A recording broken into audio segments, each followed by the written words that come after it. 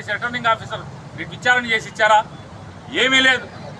ఏకపక్షంగా దీపక్ మిశ్రా ఏది చెప్తే అది, ఏది రాస్తే అది, అరే బాబు ఓట్లు అయిపోయింది ఇక్కడి నుంచి పోరా అని చెప్పి అన్నా కూడా పోట్లాడు. ఇక్కడి నుంచి ఇంకా ఏం చేద్దామని, ఎన్ని ప్రాణాలను హరిద్దామని, ఈ ఆంధ్ర రాష్ట్రాన్ని వల్లకాడు చేద్దామని భారతీయ జనతా పార్టీ, తెలుగుదేశం పార్టీ కలిసి ఏం చేద్దాం అనుకుంటున్నారు? అంటే 4వ తారీఖు లోపు ఈ రాష్ట్రాన్ని వల్లకాడు చేద్దాం అనుకుంటున్నారా?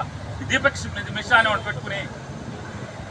ఇదే గవర్నర్ గారికి చెప్పాం, ఇంత పచ్చిగా నిర్లజ్జగా ఈ అధికారులందరూ కూడా ప్రవర్తిస్తున్నారు.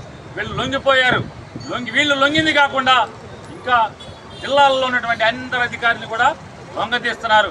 కాబట్టి నిష్పక్షపాతంగా ఉండాల్సినటువంటి పోలీస్ వ్యవస్థని దిగజారుస్తున్నారు.